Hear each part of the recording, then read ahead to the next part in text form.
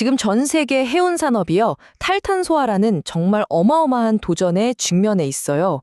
그래서 오늘 세계 최대 해운사 중 하나죠. CMA CGM. 이 회사의 전략을 한번 깊숙이 들여다보면서 이 녹색 혁명이 대체 어떻게 돌아가고 있는지 그 중심부로 들어가 보겠습니다. 정답은 바로 선박이죠. 한번 생각해 보세요. 우리가 매일 쓰는 스마트폰, 지금 입고 있는 옷, 거의 모든 거요. 전 세계 상품의 90%가 바로 이 거대한 컨테이너선을 통해서 우리 손에 들어옵니다. 그러니까 이 거대하고 복잡해 보이는 해운 산업이라는 게 사실은 우리 삶과 정말 떼려야 뗄 수 없는 관계인 거죠. 그런데 말이죠. 이 엄청난 편리함 뒤에는 우리가 치러야 할 대가가 있습니다. 전 세계 온실가스 배출량의 거의 3%, 이게 바로 해운 산업에서 나옵니다. 그러니까 기후변화의 아주 중요한 원인 중 하나라는 얘기죠. 바로 이 문제가 오늘 우리가 풀어야 할 핵심 과제입니다. 자, 그래서 오늘 우리가 살펴볼 이야기 순서는 이렇습니다. 먼저 해운업의 탄소 도전 과제가 뭔지 보고요. 그 다음엔 더 스마트한 선박, 친환경 연료, 그리고 이 모든 걸 가능하게 할 자금 조달 문제, 마지막으로 탄소 그 이상의 이야기까지 이 흐름대로 한번 쭉 따라가 보겠습니다. 네, 그럼 첫 번째 주제부터 바로 시작해보죠. 이 배출가스 문제를 해결하기 위해서 해운업계가 대체 얼마나 야심찬 목표를 세웠는지 한번 볼까요? CMA CGM이 내건 궁극적인 목표, 바로 이겁니다. 2050년까지 탄소 순 배출량을 제로, 그러니까 0으로 만들겠다. 이 선언 하나가 앞으로 나올 모든 전략의 기준점이 되는 거죠. 근데 2050년 하면 너무 멀게 느껴지잖아요. 그래서 그냥 막연한 꿈이 아니에요. 보세요. 2030년까지 30%, 2040년까지는 무려 80%를 감축하겠다는 아주 구체적이고 또 야심찬 중간 목표들이 있습니다. 이게 바로 이정표 역할을 하는 거죠. 아, 이게 정말 체계적인 장기 계획이구나 하는 걸 보여주는 겁니다. 자, 그럼 이 거대한 목표를 이루기 위한 첫 번째 전략은 뭘까요? 바로 운영 효율성을 높이는 겁니다. 이게 왜 중요하냐면 지금 당장 바로 실행할 수 있는 가장 현실적인 해결책이거든요. 이 효율성이라는 게 좀 막연하게 들릴 수 있는데 구체적으로는 한 3가지 정도로 나눠볼 수 있어요. 첫째는 인공지능을 써서 가장 빠른 길이 아니라 가장 효율적인 항로랑 속도를 찾아내는 거고요. 둘째는 배가 물의 저항을 덜 받게 선체에 특수 페인트를 바르는 거예요. 그리고 마지막으로 자동차 연비 높이듯이 공기 저항을 줄이는 디자인을 배에 도입해서 연료를 아끼는 거죠. 하지만 배를 아무리 효율적으로 만들어도 그것만으로는 부족하겠죠. 이제 진짜 중요하고 또 아주 복잡한 주제로 넘어가야 합니다. 바로 대체 연료 문제입니다. 이건 뭐랄까 하나의 진화 과정이라고 보시면 돼요. 여기서 아주 흥미로운 역할을 하는 게 바로 LNG, 액화 천연가스입니다. 이게 완벽한 최종 해결책은 아니에요. 하지만 지금 당장 대기질을 확 개선할 수 있는 가장 현실적인 대안인 거죠. 그래서 중요한 징검다리, 즉 전환기 연료 역할을 톡톡히 하고 있습니다.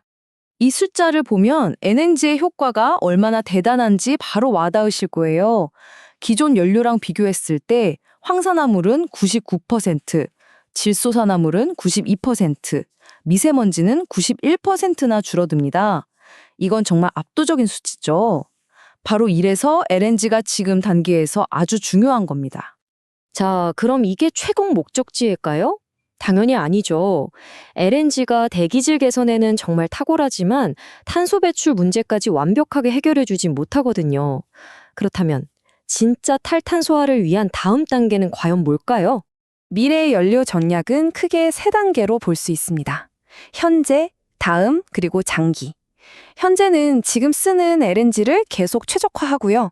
다음 단계는 음식물 쓰레기 같은 폐기물에서 만드는 바이오 연료를 더 많이 쓰는 겁니다. 그리고 아주 장기적으로는 탄소 배출이 아예 없는 합성 연료나 수소 시대를 준비하는 거죠. 단계별로 착착 진행되는 겁니다. 자, 이렇게 계획은 거창한데 이걸 다 현실로 만들려면 결국 뭐가 필요할까요? 바로 돈이죠. 막대한 자금이 필요합니다. 지금부터는 이 녹색 혁명을 움직이는 돈과 협력에 대한 이야기를 해보겠습니다. CMA의 CGM이 에너지 기금이라는 걸 만들어서 투자하기로 한 돈이 얼마냐면요. 무려 15억 달러. 우리 돈으로 환산하면 약 2조 원에 달하는 어마어마한 금액입니다. 그냥 말로만 하는 게 아니라 이 정도의 돈을 실제로 쏟아붓겠다는 건 그만큼 의지가 확고하다는 실질적인 증거겠죠. 이런 대규모 투자의 배경에는 역시 CEO의 강력한 의지가 깔려 있습니다. 이 CEO가 직접 이렇게 말했죠. 기후 비상사태 앞에서 더 많은 일을 하고 행동을 가속하는 것이 우리의 의무다라고요. 단순한 비즈니스 전략이 아니라 이건 기업의 책임이다 라고 말하는 겁니다. 그리고 이 문제가 얼마나 심각하고 거대한지를 보여주는 정말 상징적인 사건이 하나 있어요. 바로 업계 라이벌, 그것도 최대 라이벌인 CMA CGM하고 머스크가 손을 잡았다는 겁니다. 왜요? 탈탄소화라는 이 공동의 목표를 위해서죠. 평생 경쟁만 하던 회사들이 협력을 시작했다는 건 그만큼 이게 보통 일이 아니라는 뜻입니다. 이렇게 업계 전체가 힘을 합쳐야 하는 이유가 있습니다. 탈탄소화라는 게 그냥 연료만 바꾸면 끝나는 간단한 문제가 아니거든요. 이제는 시야를 더 넓혀서 글로벌 규제나 우리 지구 생태계 문제까지 함께 들여다봐야 합니다. 이 변화를 이끄는 아주 강력한 힘 중 하나가 바로 유럽의 배출권 거래제 ETS입니다. 이거 복잡하게 들릴 수 있는데 아주 간단해요. 탄소 배출한 만큼 돈 내라 이겁니다. 오염을 시키면 그게 바로 비용이 되게 만드는 제도죠. 그리고 2024년부터는 해운업계도 이 규제를 피할 수 없게 됐습니다. 이 표를 보시면 그 영향이 얼마나 구체적인지 알 수 있어요. 예를 들어서 아시아에서 북유럽으로 컨테이너 하나를 보낸다? 그럼 이제 약 25유로의 추가 비용이 붙는 겁니다. 탄소를 배출하는 비용이 이제 우리 물류비에 직접 포함되는 시대가 열린 거죠. 그런데 해운업의 책임이 단순히 배출가스를 줄이는 데서만 끝나는 게 아닙니다.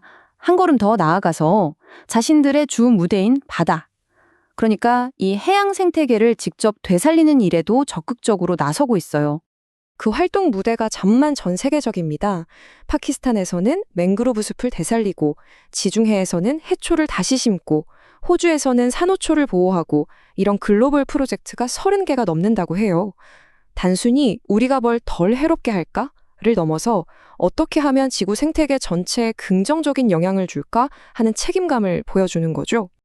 자, 한때는 경쟁만 하던 라이벌들이 이제는 서로 손을 잡고 여기에 수조 원이라는 천문학적인 돈이 쏟아져 들어오고 있습니다. 해운 산업이 드디어 지속 가능한 미래를 향한 진짜 항해를 시작한 걸까요? 이 거대한 여정의 끝에 과연 무엇이 기다리고 있을지, 그리고 이 엄청난 노력이 성공할 수 있을지 우리 모두가 계속해서 지켜봐야 할 문제입니다.